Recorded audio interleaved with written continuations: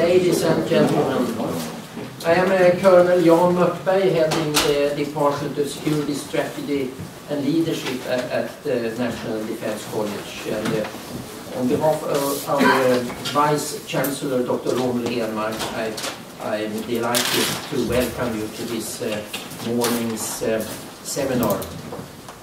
I wouldn't call myself an Arctic warrior because that would be boasting too much, but at least I have my background from the Swedish infantry of the very northern part of Sweden, so at least I have spent a lot of time doing sub-Arctic warfare. So I'm very much interested in not the subject, not because we will touch too much upon warfare in the Arctic region. Hopefully we will not see that, but still it's part where I have my background, so I'm very much looking forward to this morning.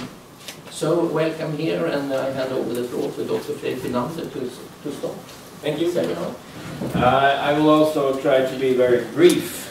And first of all, I would like to welcome you here to the National Defense College. I would like to mention the co-sponsors of this event. The Defense College and CRISMART, which is our crisis management research and training program here at the college.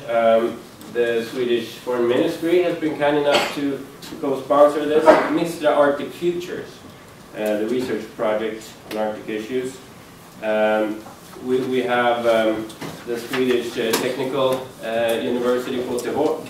And finally, we have the Center for Natural Disaster Studies, of which the Defense College is a part. It is located in Uppsala. So a lot of interested partners that has come together to form this what I think a very interesting list of speakers, and I hope that we will be able to interchange. It is still quite an intimate group of somewhere around 40 if I judge the list of registered people right. So welcome to everybody, and I hope we have a fruitful morning together. Let me also say very shortly, being a political scientist, I feel sort of collectively responsible for the term governance that is sort of thrown around out there, especially global governance as we're talking about Arctic issues. I would say that the first 10 years of dealing with this concept, not very much substance was put into it. A lot of faith was sort of invested in that the forum and the framework would do all of the work. I think the people who are here today and the people that will be speaking are a testament to the fact that you need both that framework and that overall cooperation, and you also need ways to put hardware where it's needed and where you can actually have an output, some kind of efficiency in producing goods, whatever that may be. So maybe governance can still be rescued. And I think one of the main sort of outputs of global governance would be the Arctic Council. And our first speaker today is a person who's becoming known as Mr. Presidency, I think, in Sweden. He was State Secretary for the Prime Minister in charge of coordinating the Swedish EU presidency a few years back, and he is now our Arctic Ambassador, Dr. Gustav Lindt. Please. It's great to be here. Thank you very much to everyone who have arranged this seminar, which I think is a very good topic. And it's also great to be a group who have come here to listen to these discussions. So my name is Gustaf Lind, and I'm not only sort of very fond of doing chairmanships, but I'm actually an old teacher here at the National Defense College. After I took my doctor's degree in international law at Stockholm University, I was here for 6 months, a year. Then the Ministry for Foreign Affairs recruited me again. I was there when I did my PhD. So I was actually here when we moved into these new buildings in 2005. That must have been some years ago. So this is, of course, always great to be here. I have also taught sometimes officers here. I always like to come back to my old universities. I remember we discussed a little bit Arctic warfare. I had to say a word of that one because I said there are some difficulties in it because it's so extremely cold. So I had sort of felt strongly about this. Then someone raising his hand saying, well, you know, we've been shooting artillery in -46. in northern Sweden, so that is not a problem. So I was completely killed here. But after a couple of minutes, his colleague said, well, we don't have those any longer.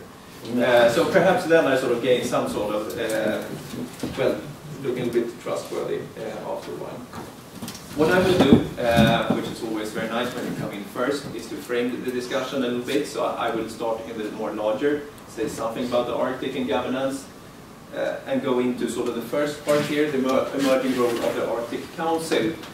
The Arctic Council is not so well known always in Sweden. We have been somewhat the reluctant Arctic partner before, but I think we made it sort of worked our way up pretty strongly the last years. And for all you who are what we call in Sweden kalenderbitare, eller hur man säger, kalendertruggare, you know that in the foreign policy declaration the Arctic is very high up on it. So I start a little bit with Arctic Council and then say some things on maritime crisis management. From my point of view, this is difficult because we have the biggest expert in the Arctic Council in the room, Ole Christian. So whatever I say, he knows 1,000 times better than me. So I will do a little bit carefully so you can come up in later and sort of tell things how they are. So, but I'll do this. First slide, the Arctic. Some of you know this extremely well, some perhaps not so well. But of course, it is an immense part of the world, the Arctic, and you have to look at it from the top this way. Even though it's been such a big part of the world, it's not always traditionally had a strong focus on it. During the Cold War, of course, this was a part of the strategic games with possible ballistic missiles moving over it. But since it's been so cold, it's been relevant for the people living in the Arctic, north of the Arctic Circle, or whatever definition you use. And of course, it's interesting itself for the environment, and for scientists have been active there, but not so politically interesting really throughout the world. But we all know that there's a sort of extremely strong interest in the Arctic right now. And this is largely, of course, due to climate change and the receding ice line here. If you compare 1982 and you look more or less the same date last summer, you so see that the extreme difference in ice cover. The reason, of course, is that the Arctic heats up faster than the rest of the world, twice as fast as the global average due to different factors. So you see this rapid change, and that will continue. In the Arctic Council, we've done research saying that perhaps in 30 or 40 years, the Arctic will be ice-free in the summer. And the problem with these models and projections, they are always wrong, because reality is always more rapid than the sort of worst case scenario in ice loss. So I've heard some scientists sort of saying, well, perhaps in 20 years, even an ice-free summer. And of course, this is a game changer. It is not the only game changer. Of course, new technology, extremely important here also. You can see globalization also, and high resource prices are pushing the development in the Arctic into something new. And of course, a lot of this activity is relevant for maritime safety because what we see is a lot of shipping. Perhaps we'll start. We had 46 ships passing the Northern Sea route.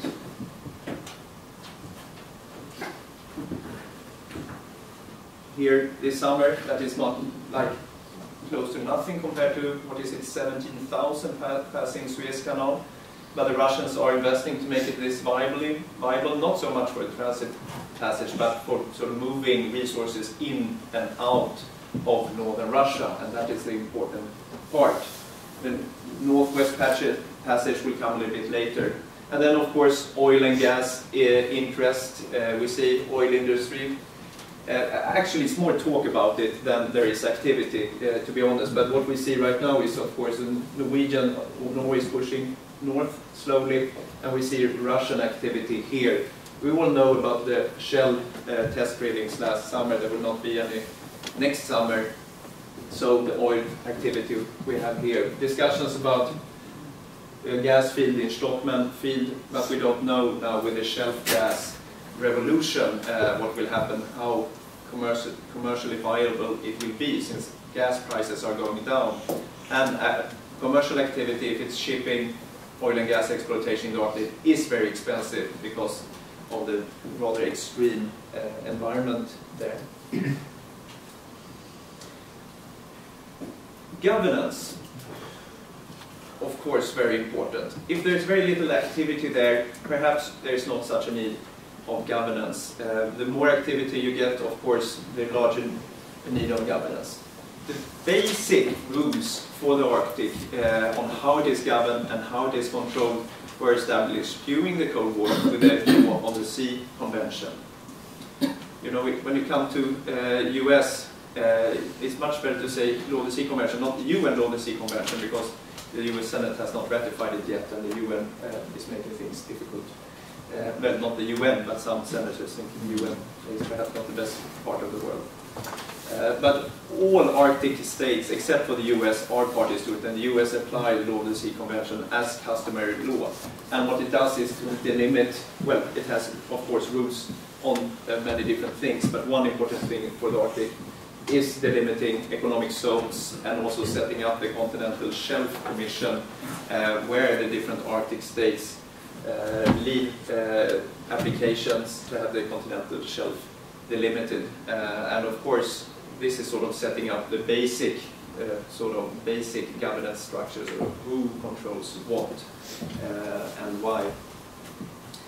The next important step is perhaps what became the Arctic Council, and that was in 1991 actually. The Arctic Environmental Protection Strategy was established. Of course, just after the end of the Cold War, and I think it was a question of the different northern states, how do we interact with the new Russia, and we can sort of talk environmental issues. Interesting to know is that in this environmental protection strategy, there were certain working groups established, and two of those are on maritime security in different ways. EPPR, which Ole Christian is chair of, Emergency Prevention, Preparedness and Response, and PAME, Protection of the Arctic Marine Environment. I'll come back to them. So these issues were, at the beginning, even before the founding of the Arctic Council, relevant in the Arctic sort of diplomatic game.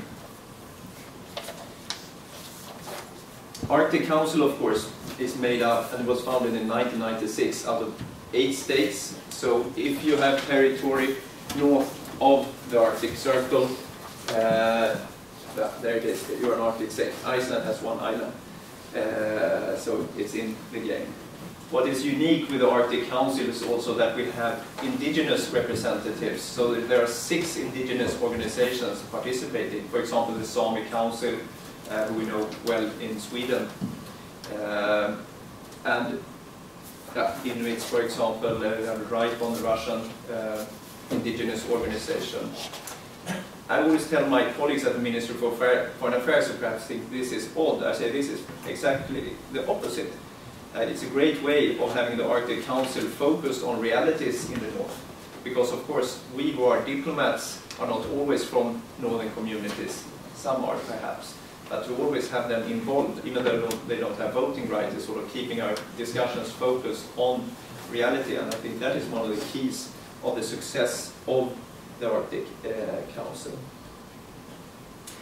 And the Arctic Council has been, I would say, successful through the years in creating sort of confidence between the different Arctic states. It has been working with a lot of research, environmental issues, and been rather soft.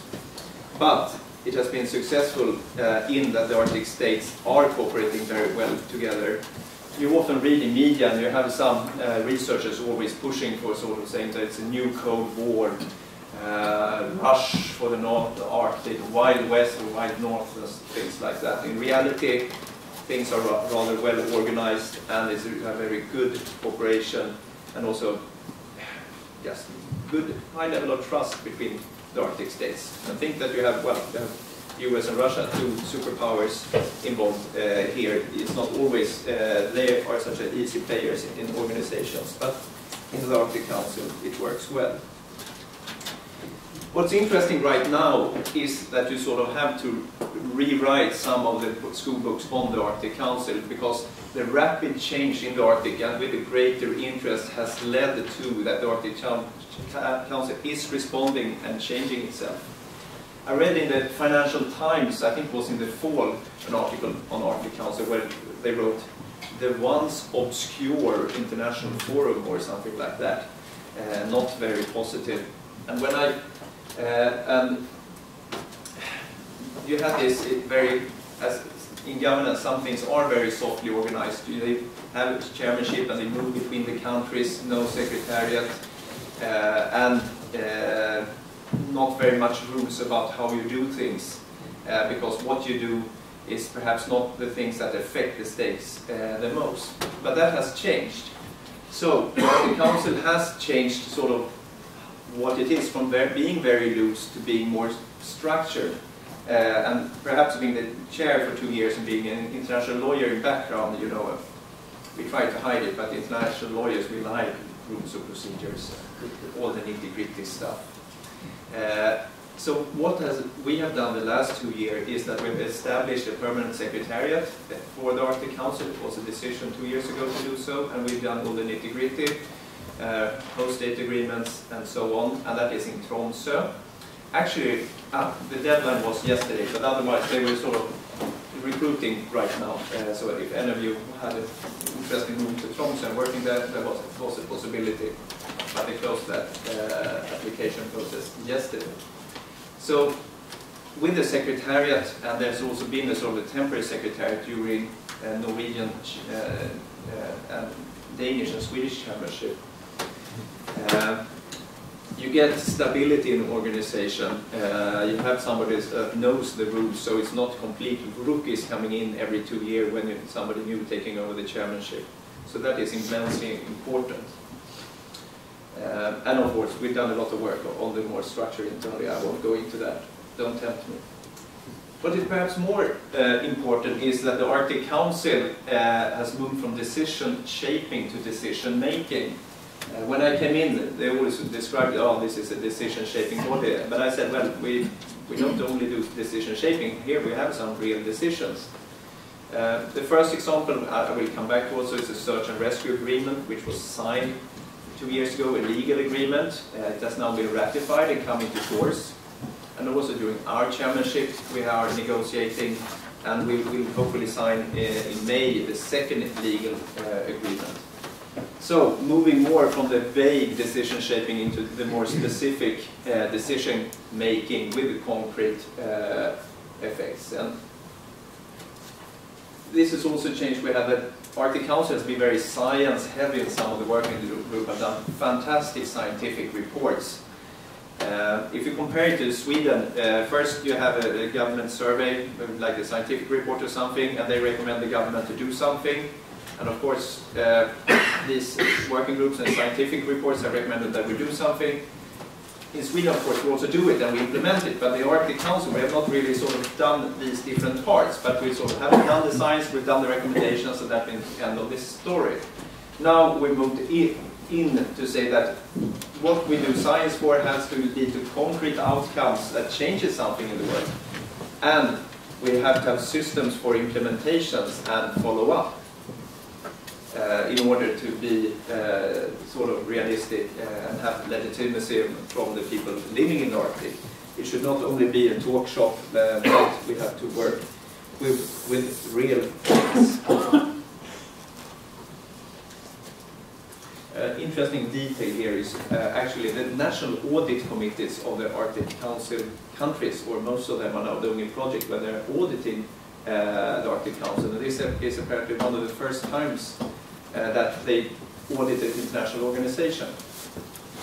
So that's an interesting topic, which I think is very positive.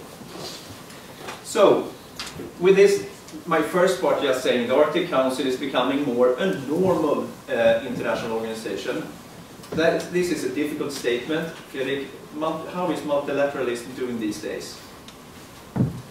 Okay, It is becoming a normal organization in structure, but perhaps it is better than average, since multilateralism is sort of not at its strongest days in history right now. So we think it serves as a very good example for other organizations and regions how you can create cooperation in a positive way.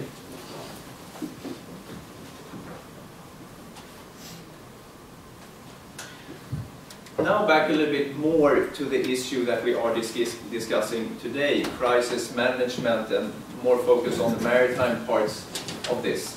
This has, as I mentioned before, been at the heart of the Arctic Council, actually since the Arctic Environmental Protection Strategy in '91, with the two different working groups. Ole Christian's working group, to describe it best, is Coast Guard representatives. Coast Guard, you have people regulation authorities, also regulators. So there are various different bodies for operation and regulation. But you are the ones you are the more hands-on, I would say, of the working groups. A good example of specific work. And having worked with issues as maritime safety, oil and gas, radiation and such throughout the years. If you look at the other working group, protection of the Arctic marine environment, they are more policy making, looking at the regulation of the Arctic. How is the regulatory framework? Where are the gaps? How can we fill these gaps? And working with these more policy issues, you could say. One of the groundbreaking reports that PAIM and EPPR has worked with has had a great influence on the work of the Council is the Arctic Marine Shipping Assessment. And a huge survey looking at future shipping and also the needs to make this safe, environmental environmental friendly, and also how to interact with the local communities in the Arctic. And it set out a number of different priorities and recommendations what the Arctic Council must do, and I will mention some of them because this have very much guided the work of the Arctic Council. For example, the importance of work in other fora, because of course the Arctic Council is not like a regional organization deciding everything in the Arctic. The Arctic Council deals with some issues, but the most important issues, perhaps here on maritime safety, are of course decided through UNCLOS, the Continental Shelf Commission, extremely important to know just who controls what, and the International Maritime Organization. And the work they have with a mandatory polar code is important, and through PAIM there is coordination among the different Arctic states to push this work to come to a positive conclusion. Unfortunately, it's going rather slow. That is the case with the IMO, with the more or less global participation. But when we have the rules in place, of course, they will be very extremely strong. And that will be important rules on design, construction and equipment in the Arctic, on training, search and rescue, environmental protection, and so on. So this will be an extremely powerful document. In the Arctic Marine Shipping Assessment also recommended that you need a search and rescue agreement. It is quite evident in the Arctic. It is a gigantic place, and there is very little capacity for search and rescue. Very few icebreakers. You know, Russia have around, 15? But then most of the icebreakers in the world we find in the Baltic Sea. And the US has only one up and running, and it covers both Antarctica and the Arctic. So it's a lack of resources everywhere. So that's the importance you need to cooperate and do this successfully. And the search and rescue agreement was signed 2 years, setting out how this practical cooperation should be done. And being an international lawyer, I'm also a little bit depressed saying that an international treaty is not good in itself, but it's not the treaty that's the most important thing, it's what comes after really, and after the search and rescue agreement, we have had one tabletop exercise in Canada and also live exercise outside Greenland. And this is the important stuff, because then you can really see how are we able to cooperate, what are the problems. For example, I understand in Nuuk, the capital of Greenland, there are 20 beds at the hospital. And how many do we have on a cruise ship? Helicopter capacity. What if they're stuck in ice, if there are no icebreakers around? There's a huge need for cooperation. And I think this is one of the keys why also the Arctic Council is working so well. It's a clear national interest to cooperate, because everyone is quite clear on that we don't have the resources ourselves. The Arctic Marine Shipping Assessment also mentioned oil spill prevention, environmental response capacity. And these are some of the points we picked up during our chairmanship, where we have set oil spill or protection of the Arctic environments from oil spill as a very high priority. Quite clear after the Deepwater Horizon disaster. Was it now 3 years ago? 2 years ago? 3 years ago. 3 years ago.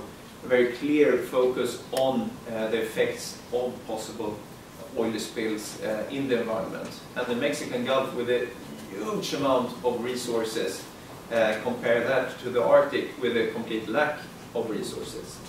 And also how you can do things in cold water compared to warm water, and also if the oil gets stuck in ice.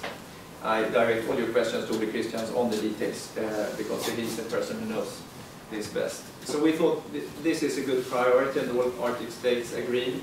And we worked on oil spill prevention. In EPPR has done a survey on best practice among the Arctic states and in the Arctic on how to work, and the need for safety culture, ice management, and also information, because a great problem in the Arctic is not only the lack of infrastructure, it's a lack of knowledge about ice, lack of satellites following ice cover and other things. So a lot of work has been done. The second part I want to mention is oil spill response. And as I mentioned before, we have negotiated an oil spill response agreement. It is going through national procedures now before signature, and hopefully it will be signed at the ministerial we have in May. This agreement is about how do we in practice cooperate. Also at the Deepwater Horizon disaster, many wanted to help the US with equipment and other things, but the US, you were not ready to receive this help, because I guess nobody thought it could go the way it was. So there were no structures, just questions about, oh, you need a visa, or how do you do with customs if you want to bring in equipment? Who should pay?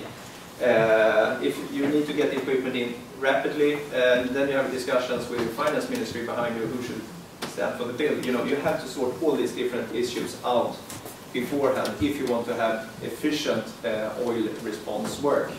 And I know Ole Christian will go into that also. Last, on the regulatory side, we have a great project we will present called Arctic Ocean Review, which is also relevant on maritime security and sort of being ready for different disasters. It's a survey of all the different regulatory frameworks for the protection of the Arctic marine environment, to see, are there gaps, are there not gaps, where do we need to move in the future, so we who are decision makers are able to take the right decision to move ahead where things are good.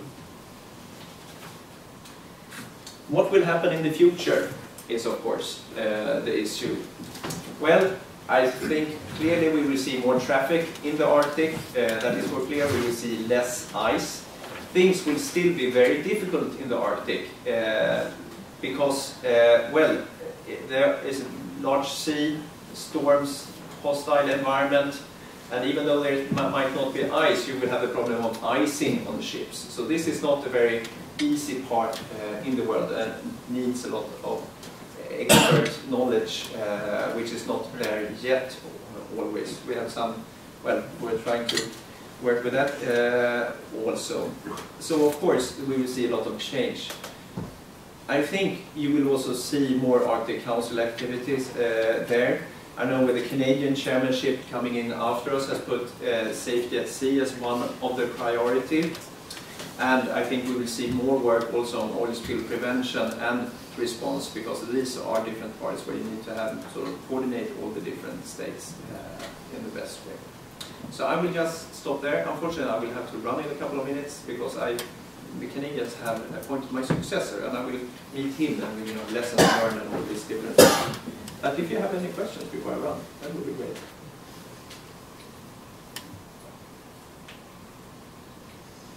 No? Completely clear or completely confusing? There's a meeting coming up in May with some kind of Arctic declaration being planned. Yes. Any interest in before ministerial meetings, the job of ambassador is not to say anything. You keep all the good news for the ministers. Well, you say all the bad news to lower expectations. No, it will be in Kiruna on May 15th, and we hope to have all the foreign ministers of the Arctic Council there. Major decisions will be a signature of an oil spill agreement. We have also negotiated what we call a vision for the Arctic, because after we are the end of the first round of chairmanships, and now we go back to Canada, who was the first, and this is a good time to take stock and look more to the future that we have done before. Otherwise, we only look the 2 coming years and see where do we want to go together. And a little bit the idea behind it was that we studied the different Arctic strategies, and you can also read Professor Heininen's work on this from Rovaniemi University. And the Arctic strategies of the states are rather similar, actually. So we made them into one, or we didn't make them into one, but we created a system based on them, and we think this will be very Yes? Thank you, Gustav, for a very comprehensive overview of the Arctic Council and how it's developed.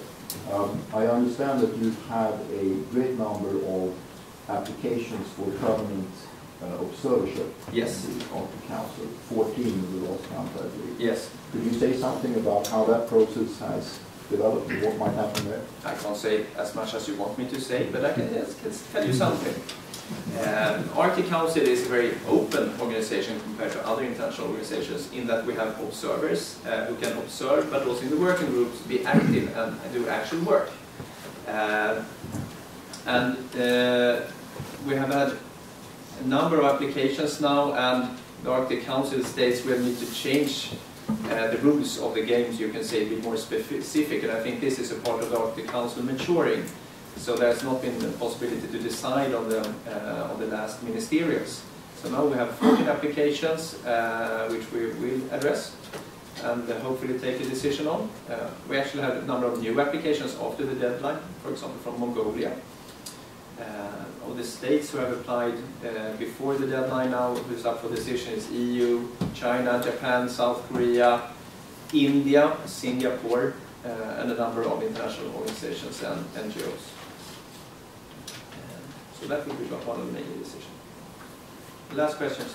Yeah, I'm wondering if the Arctic Council Secretariat in Tromsø will come to have any operational role in implementing any of these agreements, such as the search and rescue and the oil spill agreement. I don't think so right now, at least. Who knows in the future. What they will do is sort of, they support the chairmanship, they coordinate the working groups, they work with communication, answer questions. You know, the Arctic issues are getting more and more busy. There's an Arctic conference every week somewhere in the world. And I think sort of they need to hold things together and support the chairmanship in that. And then also to sort of, you need somebody who knows the rules and can protect the rules of an organization. So, I'll wrap up there. Thank you very much. Thank you.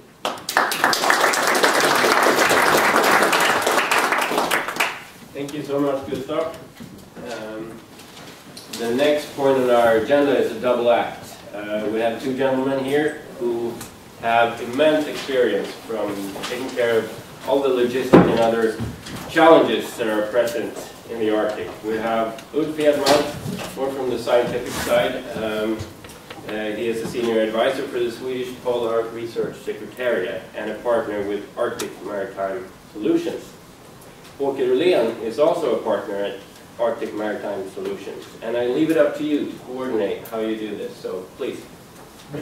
Thank you very much for the opportunity to come here and talk a bit about the Arctic and make a few connections between science and the industry, where I have one leg in both, so to speak. And my background in the Arctic is really that I have been active with the Swedish Polar Research Secretariat since the beginning of the 90s, and actually a bit earlier than that. I think the polar bug bit me when we did the Emer expedition back in 1980, so I've spent some time up there. And this is sort of the theme for my little talk is knowledge and how to create and collect the knowledge for the future in the Arctic.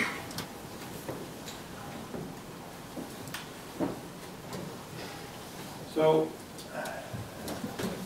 first when I read crisis management, I got the cold chill, which is like, oh, now we're going to talk about how to pick oil from the sea or something like this. And then I realized that crisis management is a bit bigger. If we extend it to talk about how to prevent these crises instead, then it would be more suitable for the Arctic, because that is really the way to go, to prevent things like happening. I mean, if they happen, we already lost and we will leave tracks. If we can prevent them from happening, that is probably the way we have to act in the Arctic. And Gustav mentioned a lot why, because there's nothing there, there's no infrastructure, and not very many people. So whatever we do up there, we have to make sure nothing happens. If it happens, we have to take care of it, and that's a complicated story. And to be able to prevent these accidents, we need knowledge, and we need. Actually, we lack a lot of knowledge about the Arctic. We've been there a few times in a lot of science expeditions and that kind of activities, but we don't have the full knowledge yet. But the industry, which has a fast-growing interest in the area, they are putting so much effort into gathering this knowledge. So we are also moving a bit from normal natural science expeditions that's been up there into innovations and industry-close research, which is a bit also what I'm getting into. But the problem again is that it's, as again we saw Gustav's map, it's a huge area, it's sparsely populated, and there is no infrastructure. And that makes crisis management on site really complicated. And the rest of my talk, I think, since I'm so much focused on handling ice for offshore operations, which is what we do in the Arctic Marine Solutions, most of my talk will be sort of connected to offshore operations, which is a big difference from transiting ship traffic, taking a ship from A to B through the ice. The offshore thing is totally different. That's when you have to protect the site. You have to be there. You can't choose the spot or the route anymore. You have to be there.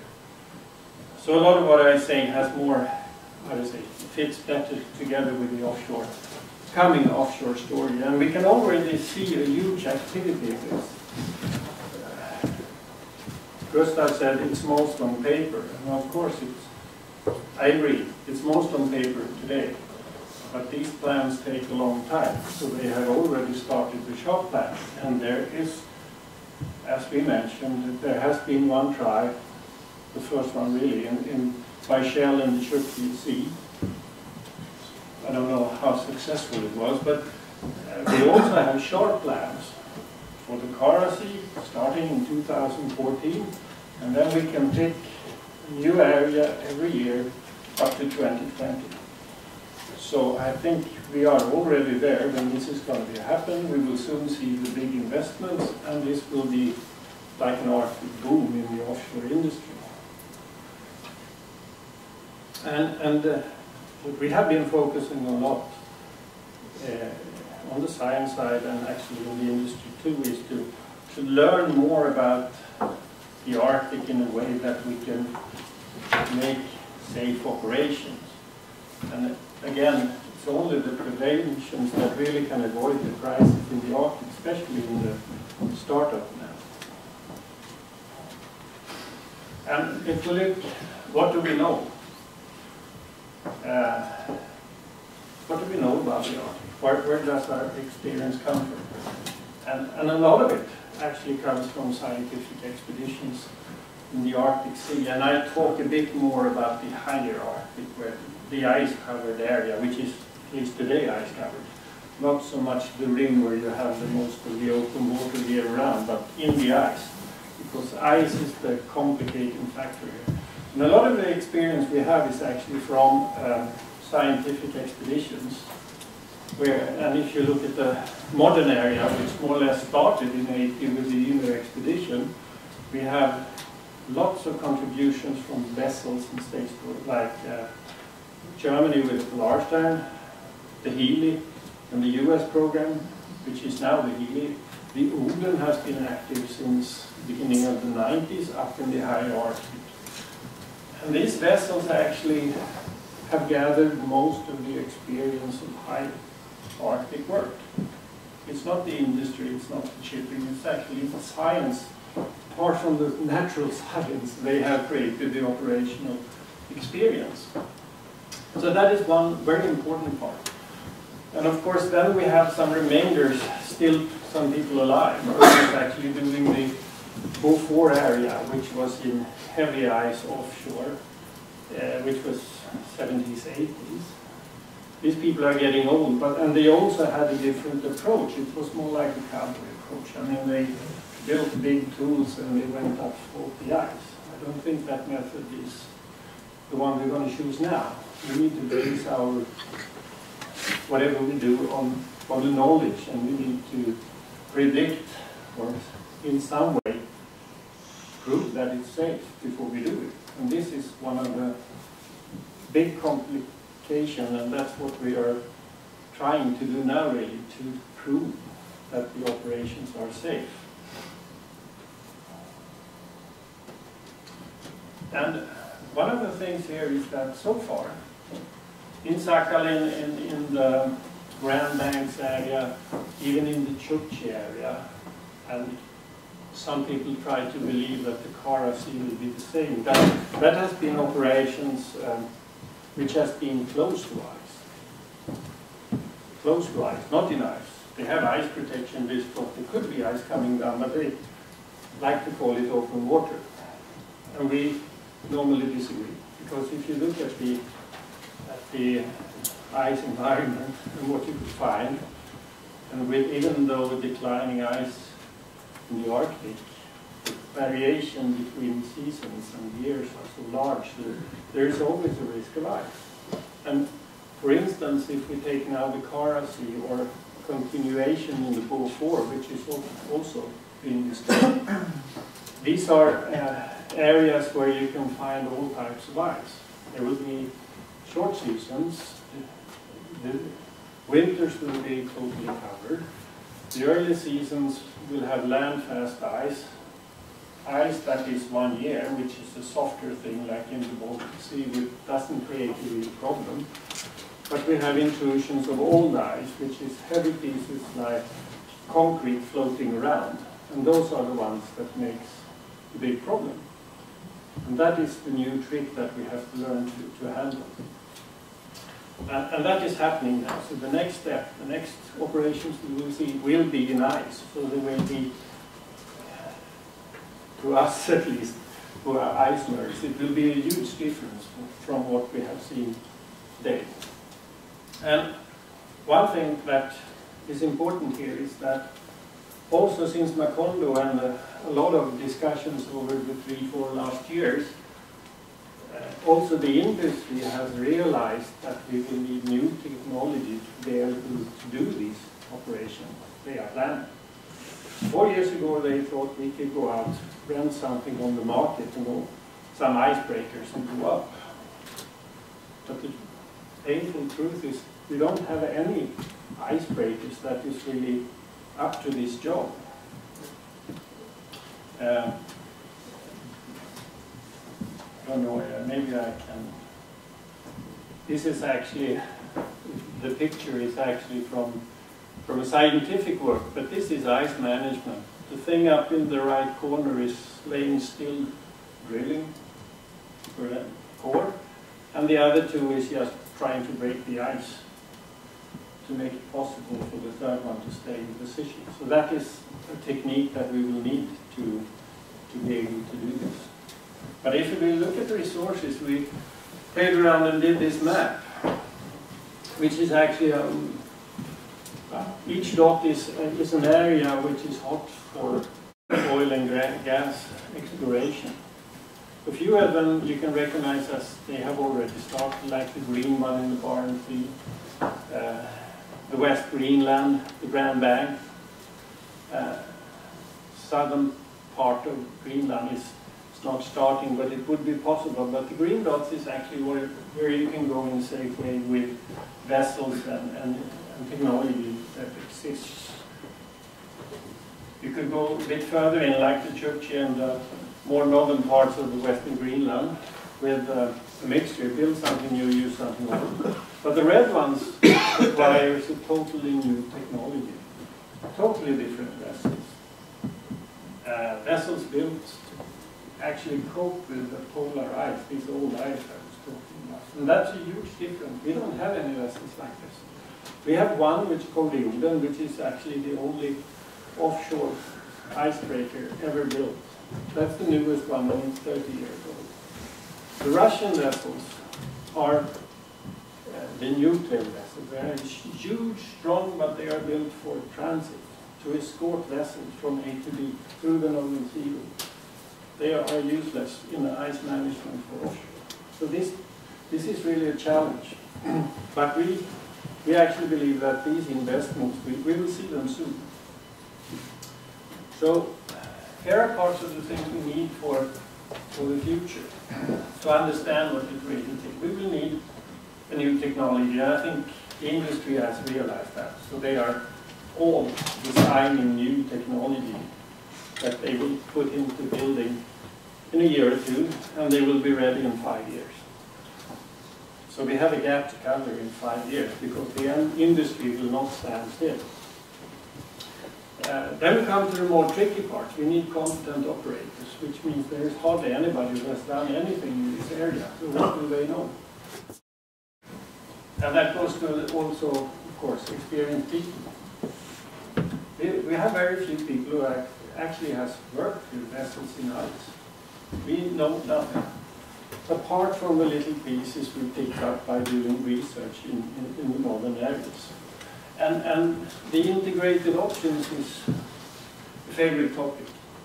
If you go and do exploration drilling or offshore drilling in the open water, you can pick a drill rig here and support vessels here, and it's more like a matter of coordinating them in a sense. But if you do this in the Arctic where you have the ice, then the ice is like the filter you put over. Everything will have to fit in to that protection, ice defense system or whatever you say.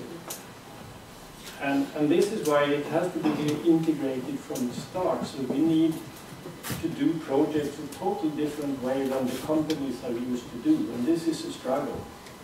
Because they normally follow the procedure. I rent this one here and rent this one here, and then I try to put it together. And in the Arctic it won't work. So we're very concerned about that.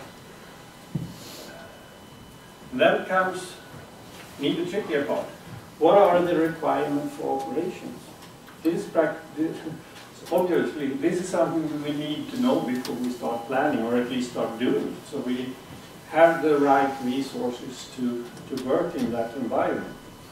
And the interpretation of what we require is, it's up to everybody to take a pick and say, I think this is needed, and there's no real way to challenge that. And are they right, are they wrong? It's up to every operator will come, I will bring this vessel and we will go there and do this, and there's hardly any methods to challenge that. And I think that's really important. So one of the first steps to be preventive is really to have these measures, a standard where we can say this is what we need. And actually the last one line there is, what are the requirements for the emergency response? And if you take the bullet before and this one, in most cases we will find that what we think is required for a proper emergency response is above what the operation needs.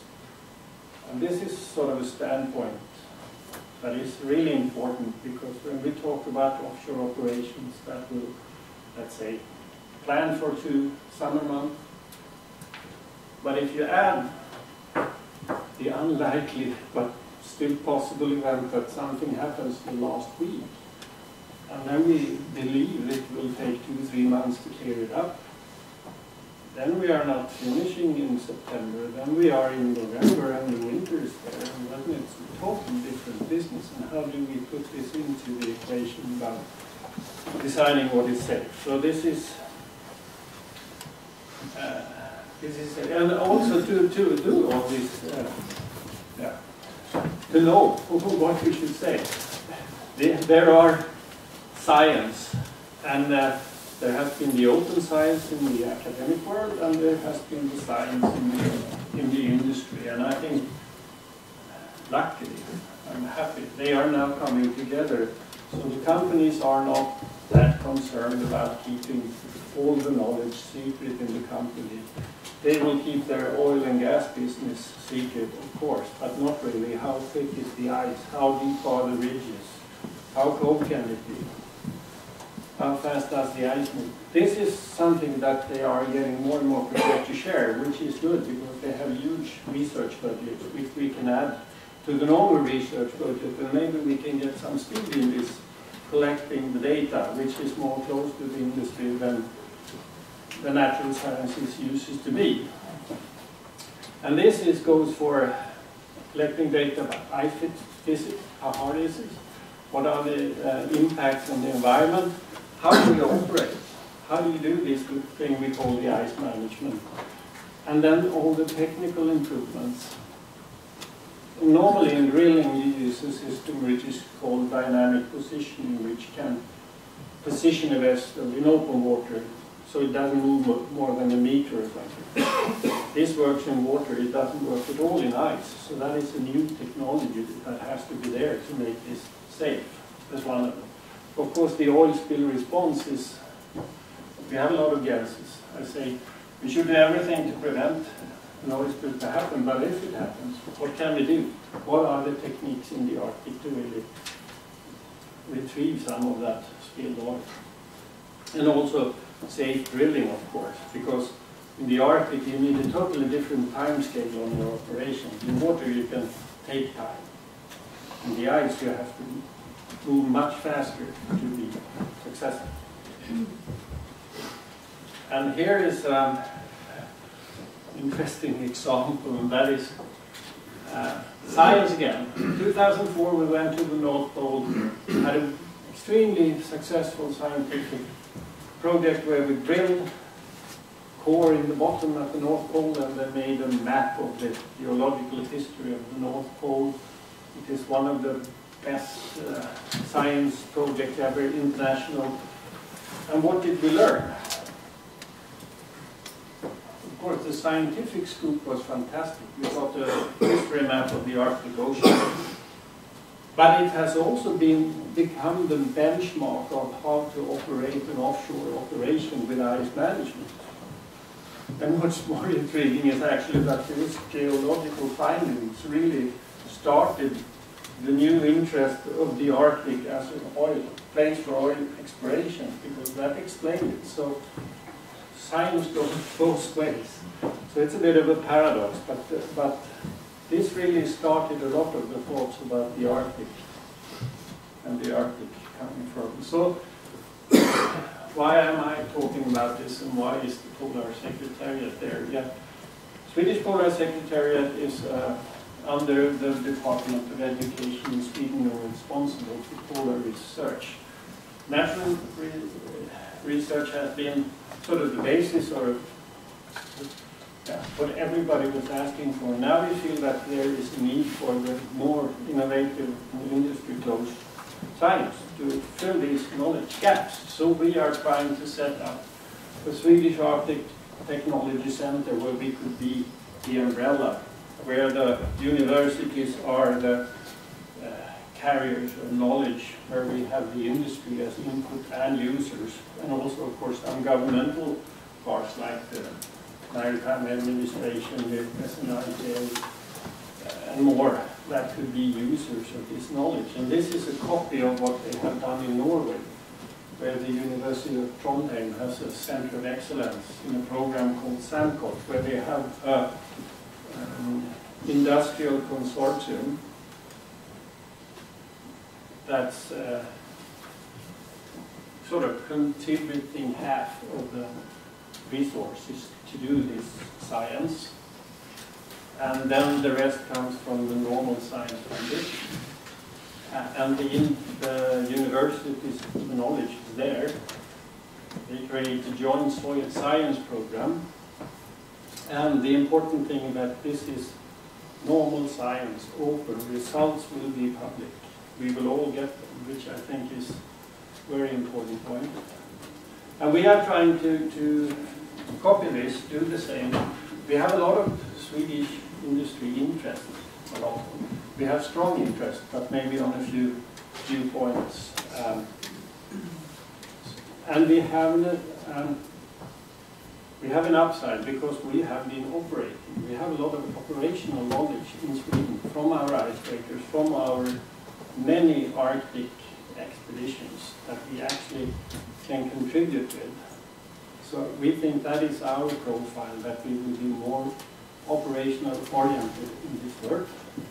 But we foresee to set this up in the close future and establish a close cooperation with the Norwegian part, and hopefully have this as a permanent program where we actually can answer some of these questions. And of course, this is one of the questions: what happens when we come to 90? So that was my little part, and I think okay. Yeah, I'll continue, then we can take questions. Yeah, I think that's fine. So, Yes. I'm here to give a little bit of an industry perspective of this, on the topic of crisis management in the maritime Arctic and how that relates to industry. Just to give you background, my name is Åke Rohlén. I'm working in a company called Arctic Marine Solutions. We are specialized in ice management, quantification of operations in the high Arctic. We work basically with the major oil companies, with Statoil, BP, Exxon, etc., on advising on Arctic operations, and also having the ability to implement a number of these things once they become operational. I try to share just basically where the industry stands today on these issues. And it's interesting because it's there's a tremendous focus from all other companies, and the message is very clear. Nobody wants to be in the Arctic, really, but they are probably forced to go to the Arctic. And it all has to do with the resources that are there and the demand for those resources. Not today, because you will not produce any oil really in the high Arctic in the next few years. But what is the need in 15 years, in 20 years, in 30 years? That's the oil they're trying to find today and explore for. So that's where we're going. So we are dealing with the small complicating factor, which is only sometimes 50 centimeters, sometimes 2 meters, sometimes a bit more. It's called ice. It's in the way. It's the only thing that it differs from other open water operations that is done in the offshore industry. but it's a very complicating factor. And so we are just trying, through ice management, to create the operational envelope to make it predictable to operate in the Arctic. So that's what our company does. You might see on these pictures you have 2 icebreakers working on an expedition up on East Coast Greenland up there. So typical situation, you're trying to do something and then you have to keep the ice away. So what about crisis management? Well, don't have a crisis. That's the first question. Prevention rather than cure. Nothing is more cost effective than avoiding an accident in the first place.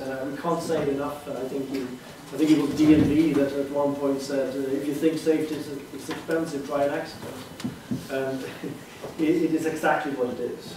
And luckily there are examples now on people's minds like Macondo, other happenings in the Arctic or in the rest of the world, which has focused on prevention.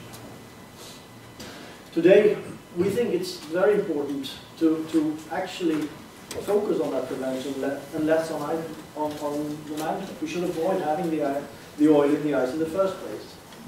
So, but to do this, we need practical experience. There exists very good practical experience from the Arctic. Unfortunately, on very few people's heads. There are very few people actually exposed to it. But the knowledge is deep. We can use that, but how to transform that? We need a systematic approach. How do we learn collectively about this and how do we share it? And then, of course, as Ulf mentioned, there are hardly any drilling rigs, there are hardly any vessels, there are hardly any systems for the Arctic. So we have to build new systems. Expensive, yes, but also a fantastic opportunity to build things right, instead of trying to use old tools to do something. And then training. And how do you train when you don't have operations? Not so easy. That's a major issue. How can we make sure that we have a learning curve of the people that are supposed to operate? And not just do it once, but that you somehow get continuity and can build that knowledge. And this takes time. So, our focus here is to talk about the marine operations in the ice, which is what is going to happen in the next 5 years. We are seeing already perhaps 2014 in Kara Sea, we're seeing Shell coming back 14, 15. We will see Greenland opening up, we will see expanded operations. So somewhere in the next 5 to 10 years we're going to see quite a rapid build-up of knowledge and capacity by the industry. And it's suddenly relatively large budgets of money, which is also interesting from the perspective of, shall we call it, science, but science connected to corporate activities. So I took the liberty to take some of the topics that was mentioned when this conference was set out. There were some issues that were going to be discussed. So what are the acute risks that we are taking at the moment? We think one of the biggest risks is actually lack of knowledge. Not lack of knowledge in the world, but lack of knowledge for people taking decisions about operations, who might not be aware of certain lessons, etc. We definitely have the lack of tools, and to a certain extent, there is still a lack of a regulatory framework. It can be in the form of missing regulations, it can be in the form of inadequate regulations, but it can also be actually in the policing of it, not understanding what is already in place. And some of these regions are new. You are trying to have new regions trying to regulate things and not knowing exactly what to do. Arctic will be a very perfect place in terms of regulations, etc., and resources once major activities are underway in a big scale. Then it will be regulated, it will be easy. The startup phase is the difficult part, when you take the first steps, because that's when a bit of the cowboy mentality can come in, and you try to do things that maybe you should. So, what are the hindrances today? Well, it was mentioned in Gustav's speech very clearly. Total lack of resources and a very, very large region. And we saw a very interesting presentation from Norway the other day when they had actually mapped out just in the North Norway and into Russia a bit, if you took the flying distance for a helicopter. And you said if you needed a base to fly from and to cover that part of the Arctic. it's an incredible area that has to be covered. So it's large, we need ships, ports, and we need experience on how to do these things and to scale it. I'll show this this map, and the interesting thing is that we're not talking, you know, way into the future. We are talking today, tomorrow, 2014, 15 onwards, 2018, 19. It's within those 5 years we are seeing operations where we need to build a lot of infrastructure to do the operation, but also to be able to respond. Tremendous undertaking. There are some assets. This is probably the world's most versatile icebreaker for offshore work. But unfortunately, it was built in '89. That's the most modern we have. Fantastic unit, has been tremendously successful in expeditions. Was built for use in the winter time in Sweden for breaking ice in the Baltic, and for summer use in the Beaufort Sea for oil exploration. Unfortunately, by the time she was delivered, the oil boom in the Beaufort was over, and she never actually performed there. But it was an early example of a vessel built for the oil industry. Well, '89 has something happened. This was a very, very good car in '89. What's different today? We think that's one of the reasons why we can make an analogy is that we need new tools that are cleaner, more efficient, uses less resources, and can do probably more roles. Because again, trying to stop accidents as early as possible probably need a lot more attention to how to make the oil not come up in an unexpected way from the hull. So there will be capping stacks, there will be all sorts of equipment and lifting capacity, etc. on these icebreakers. So, what about investments? What steps, resources can be allocated to make this the world a bit better to respond? We think it's quite clear that the Arctic states itself will not have enough capacity to do this. We will have to rely on a mix of state capacity from the countries, but also from the private sector and the most likely the oil and resource mineral industries that will be active. And the industry, we think, for permission purposes, will need to illustrate and provide a good plan on how they have arrived at what capacity is needed to respond to an accident in the area they're operating. How to calculate that. And then it will be the state who has to regulate and approve and say, well, it looks reasonable what you're proposing to us. And we need to have some kind of agreement on methods for how to arrive at these calculations. We think we are advanced in the Baltic Sea on ice breaking. We think we have some experience on ice management. But still today, there isn't even a model which can say that if you have one icebreaker in a given ice sheet, what is the productivity per hour? How many cubic meters or square meters per hour does one icebreaker do? And if you compare that to another one, is that more efficient, less efficient? We need these tools to calculate and quantify, because only when you can quantify things, you can regulate them and demand that people have a certain capacity. And if you need 2 regulators, you can say, well, I think you should have 4 because you want a double capacity. Those tools are not there yet. So the ability to illustrate ice management capacity to another capacity makes it possible to regulate. And if it's possible to regulate, you can also give licenses and run a responsible industry. I give you an example here just on maybe where we are today in the early risks that I mentioned. What are the risks we're taking today? Take as an example. You might have a seismic operator who wants to sell data from an ice-covered area to another company. They take in an icebreaker because they understand that they need an icebreaker to break up the area. They charter in an Arctic, an ice strength and seismic boat to follow behind. The icebreaker breaks, the other boat follows behind.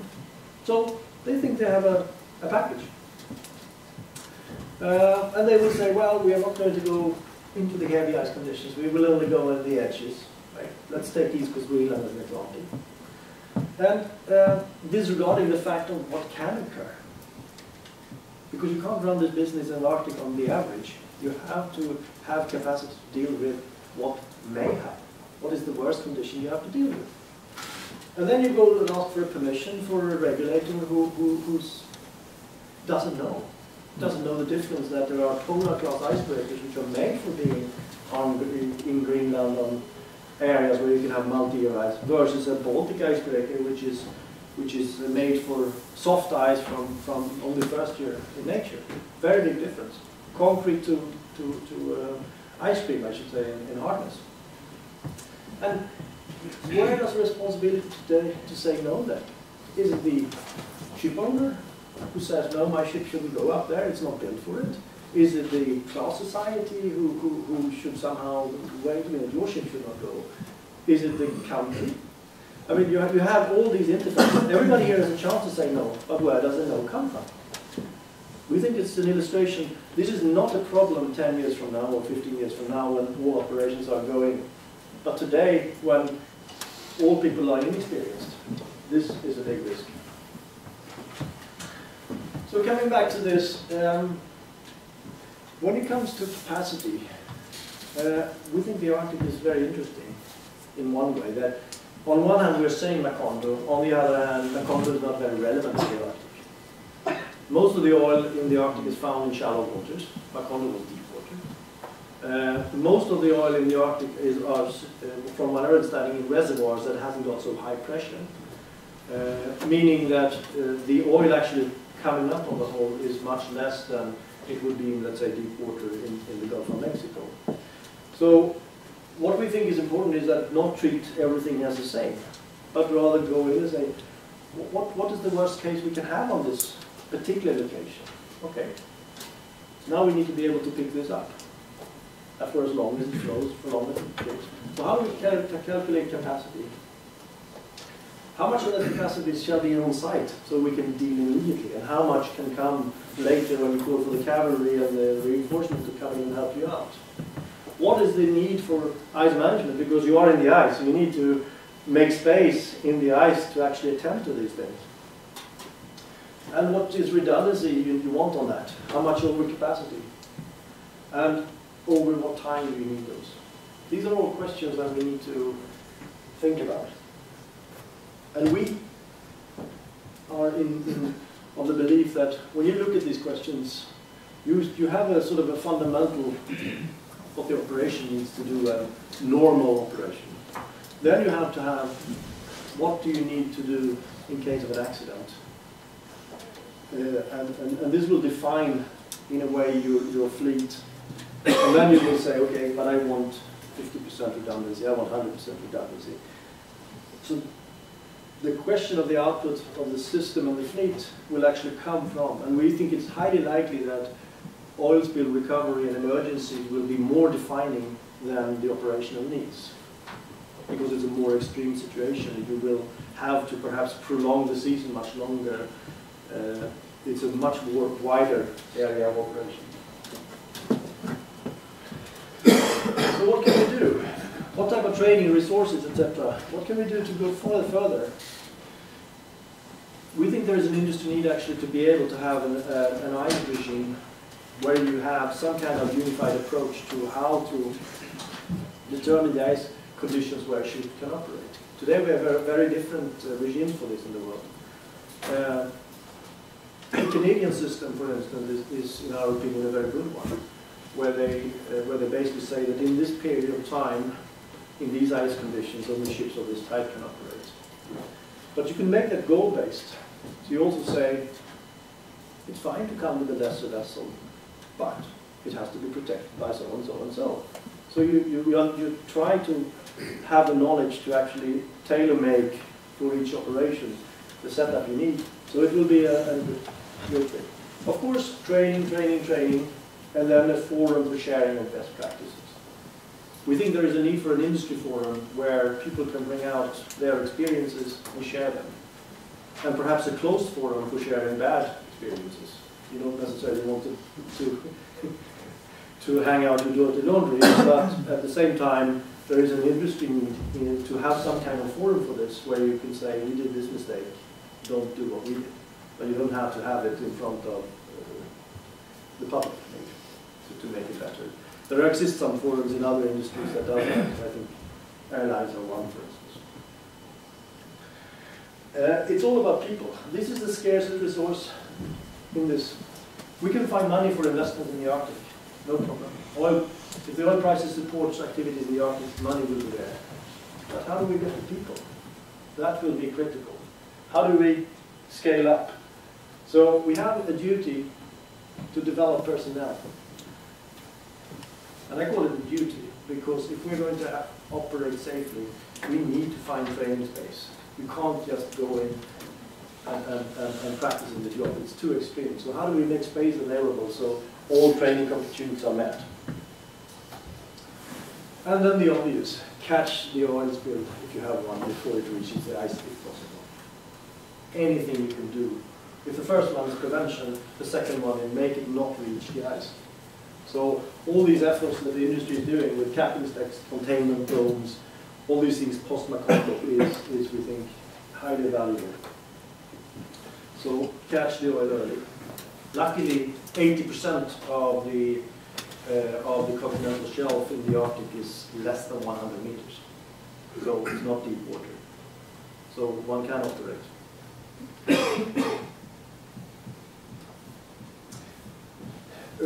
We think there is one takeaway, and which we hope goes into this new agreement that the Arctic Council is discussing on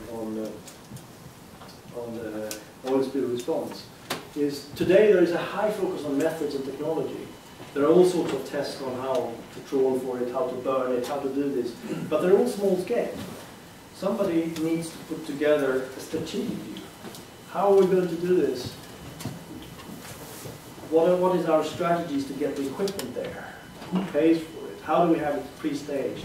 And how do we get the human resources there to deal with it? These are much bigger questions.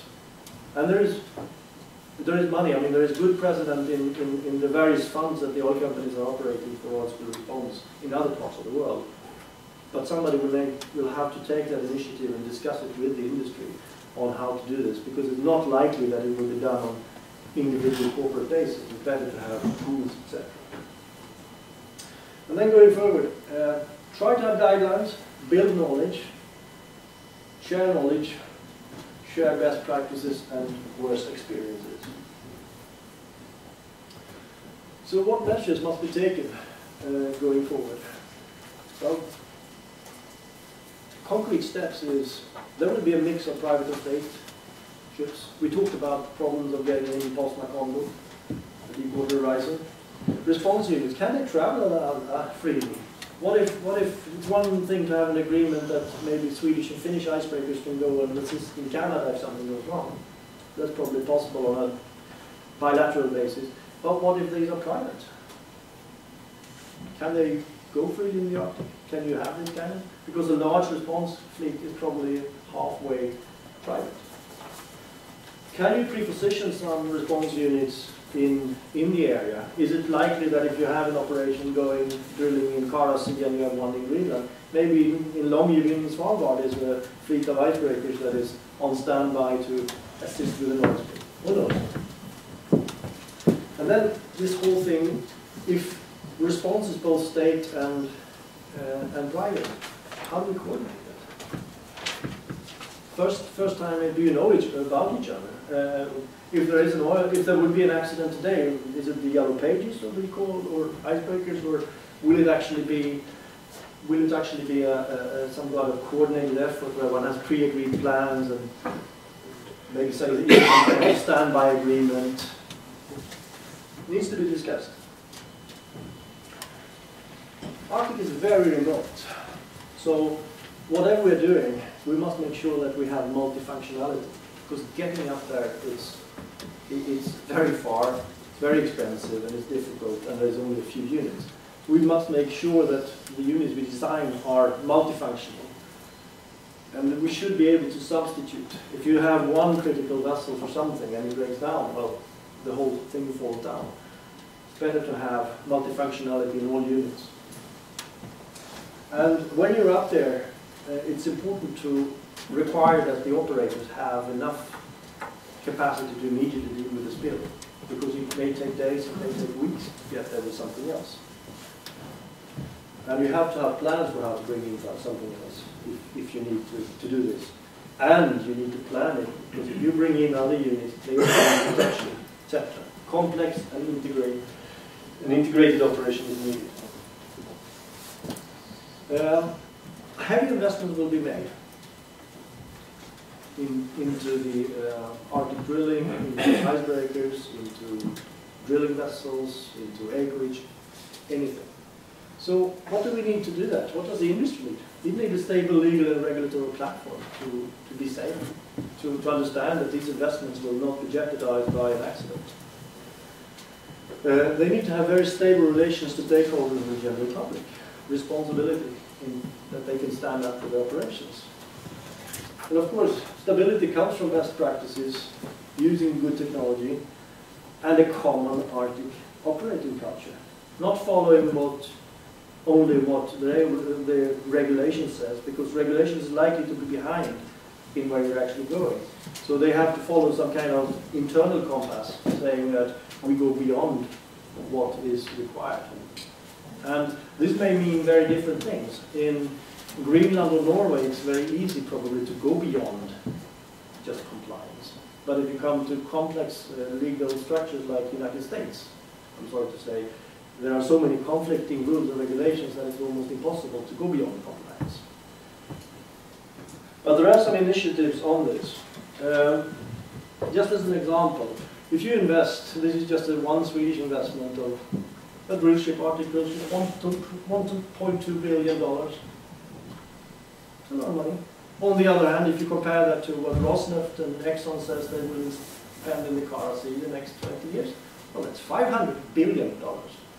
So there's lots of money. We need to protect this. How do we protect it?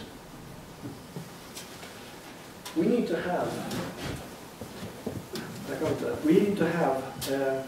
an agreement in between the parties acting in the Arctic that goes beyond complying, that goes for operating to best practices, and to make careful analysis.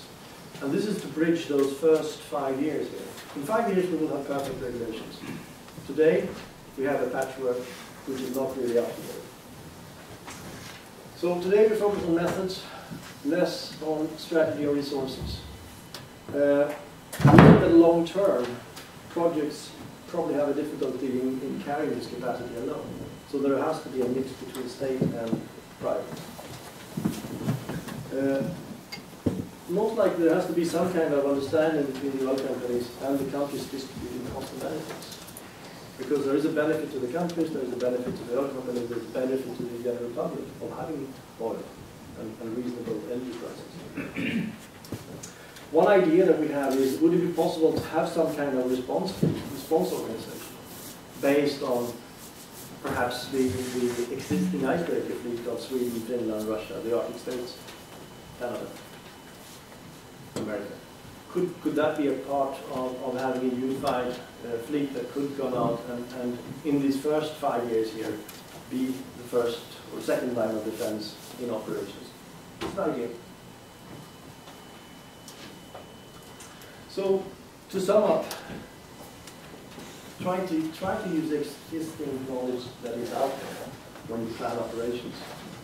Base them on facts. And there's lots of theory in the Arctic. There's fewer proven facts. Bit of a paradox, but there is incredible amount of people that can calculate the strength of ice hitting a steel plate. Fewer that knows how to operate an iceberg. Try to focus on prevention, really, that we have to catch it early. Of course, response capability must be present. Can't operate. And we need a closer industry and state collaboration. And lastly, one should remember, nobody's going there because we necessarily want to. The oil companies would not like to go there if they can avoid it. But that's where the quest for oil. We are in a world economy which is not doing too well.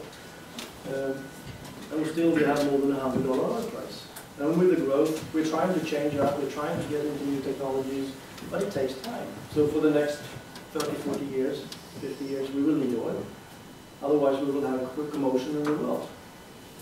And maybe it comes from the Arctic. So it's in the interest.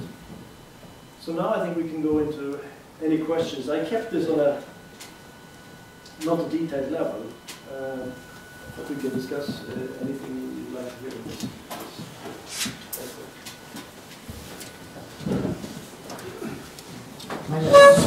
It's not just a question, but maybe an answer I can bring to some of your questions. I understand that in a strict synthesis, there are two main problems of operation in the crisis in Arctic. One is information, the other is transportation of people on equipment and so on.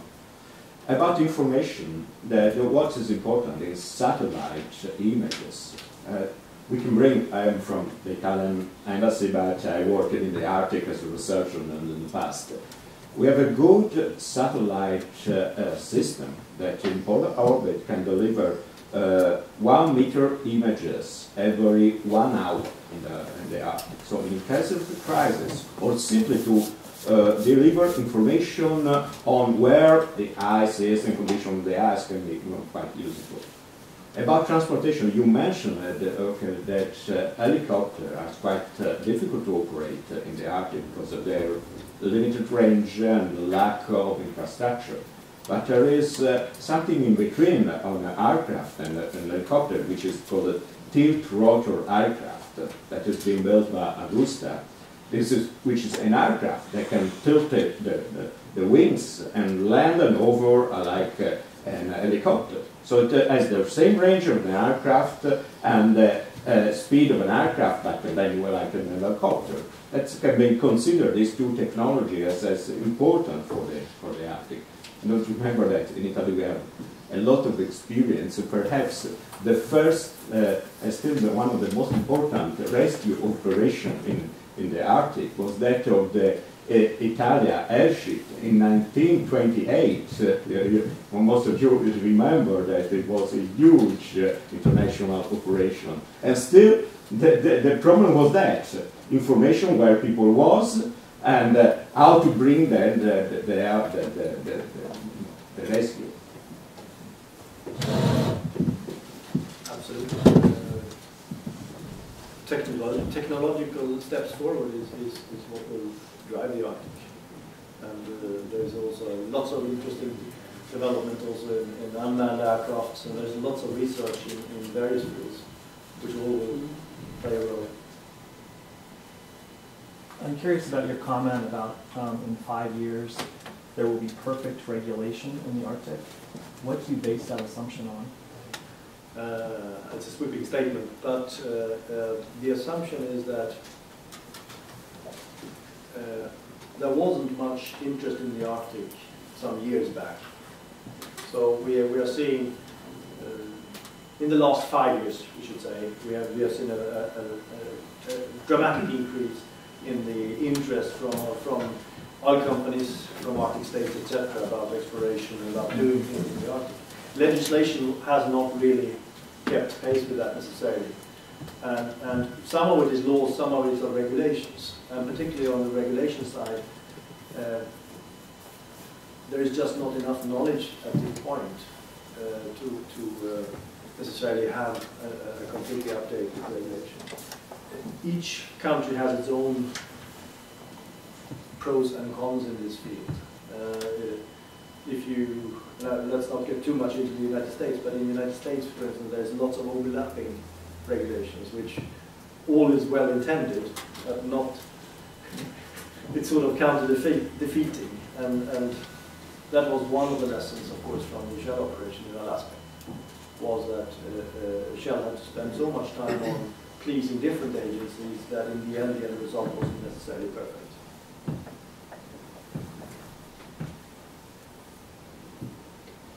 We have time for one more question before we have to take our coffee break, which, as you all know, is sacred in this country. So,